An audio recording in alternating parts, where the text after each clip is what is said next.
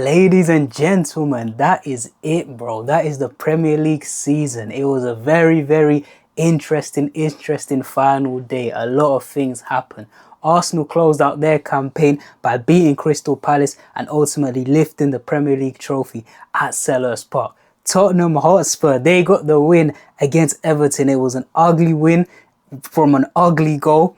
But hey, they got it done. They got the job done. And Spurs are staying in the Premier League. And that's the game we're going to focus on. West Ham, they did get the win against Leeds. They handled their business 3-0. But unfortunately, Everton, David Moyes, couldn't pull through for the Hammers. You know what I'm saying? And unfortunately, as an East Londoner myself, you know what I'm saying? I feel for my West Ham fans, man. I feel for my West Ham fans. They're going down, unfortunately, you know what I'm saying?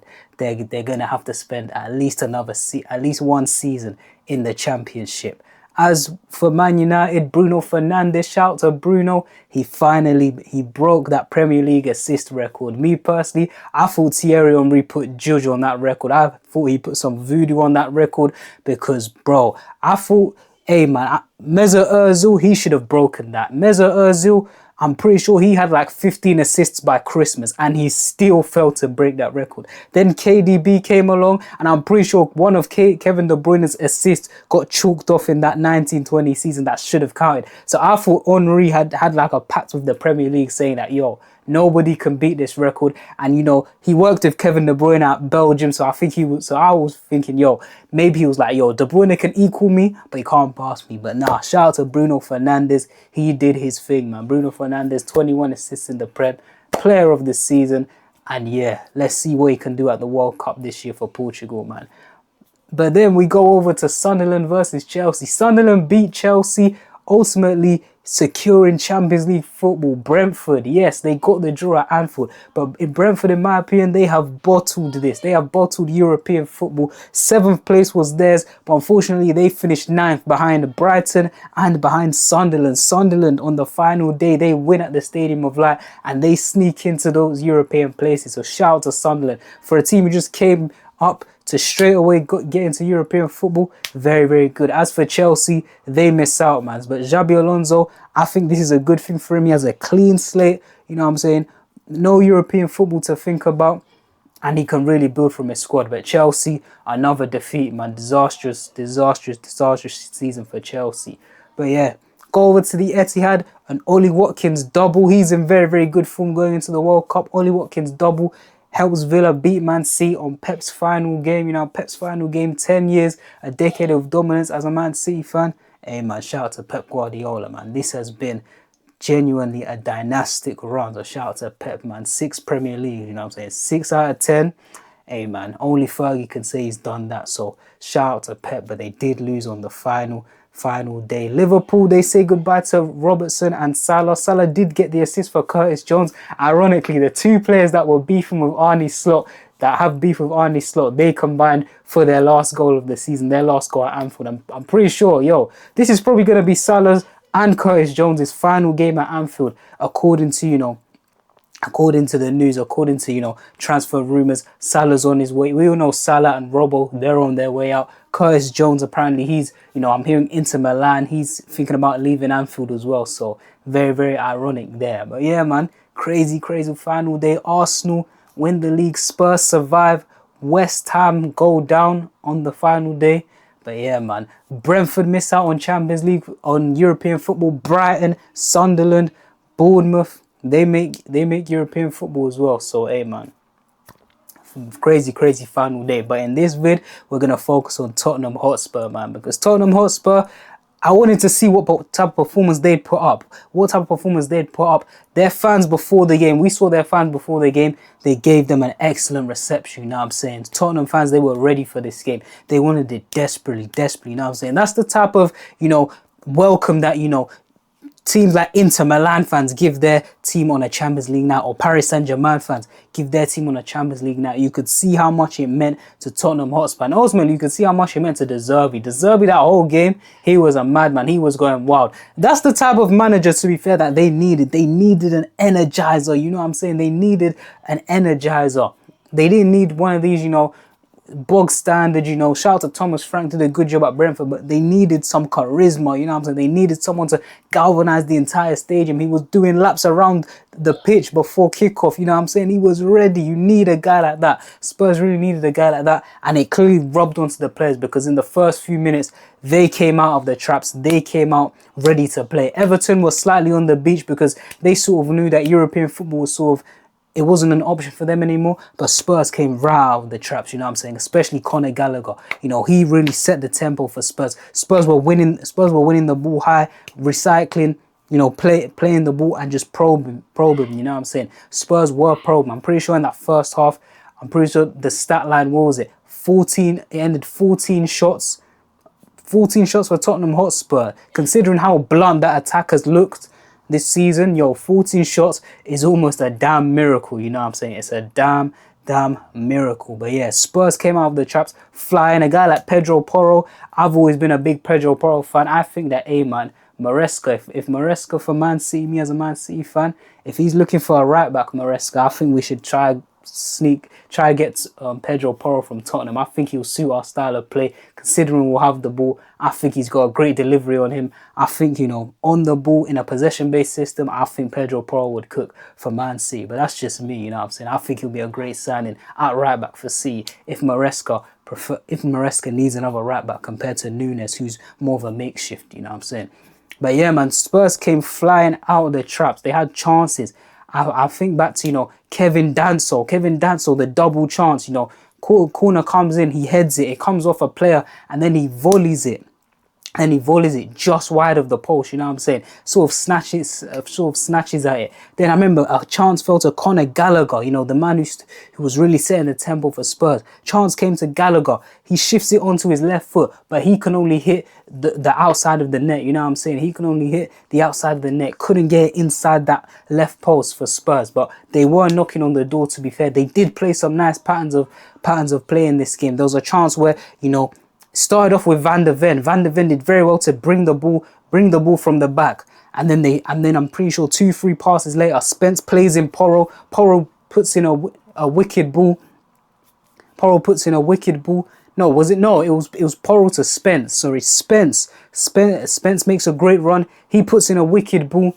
Richarlison is there, you know what I'm saying? Richarlison's there on the scene, ready to head it in for 1-0. But Jordan Pickford, he flies out, punches it away, you know what I'm saying? Jordan Pickford flies out, he punches it away. But Spurs, they were probing. You could see that they really wanted it, you know what I'm saying? You could see from Spurs. Matisse Tell on that left side, hey man, he had the beating of Jake O'Brien today. He got him booked, and yeah, Matisse Tell, he looked very bright. He's one of them players as well during this sort of survival phase for Spurs that he's really stepped up, in my opinion. He went off the boil a little bit, you know, mid-season, but during this little run in last 5 games where it's really been an urgent need for Spurs to, you know, pick up their performance, I think Matisse Tell has stepped up in terms of his performance. Scored a great goal against Leeds, did give away a pen, but today he had Jake O'Brien on toast and, you know, got him booked early, and from there he was just positive. Also, Bentancur had that chance from the Pedro Porro free kick, I remember, but it just fell to the wrong man, you know what I'm saying? Maybe if that's Richarlison, if that's a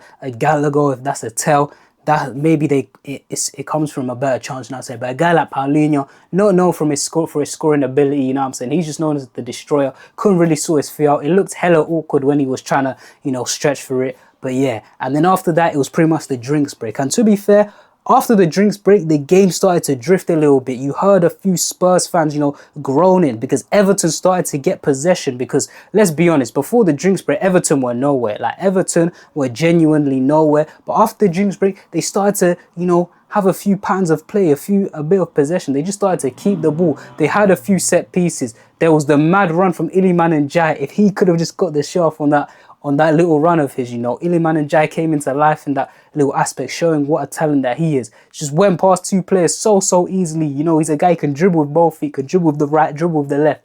Just weaving his way, got the shot, won a corner for his team. And then, you know, a little bit of sloppy play from Spurs as well. I remember Bentancur, he had a little heavy touch, gave it away to Njai, which led to, you know, Everton having a chance. But yeah, the game sort of started to drift for Spurs, and that was bad for Spurs. They couldn't allow the game to drift. They had to put their foot on the necks of Everton, you know what I'm saying? They had to get a goal as well, because they don't want it, you know, if West Ham playing at the London Stadium, they didn't want it to be a scenario of, oh, West Ham have scored, they go into the last 20 minutes 0-0, now the fans are nervous, it's rubbing onto the players, you know what I'm saying? They did not need that at all, which is why it was so crucial for them to get that goal just before half time, man.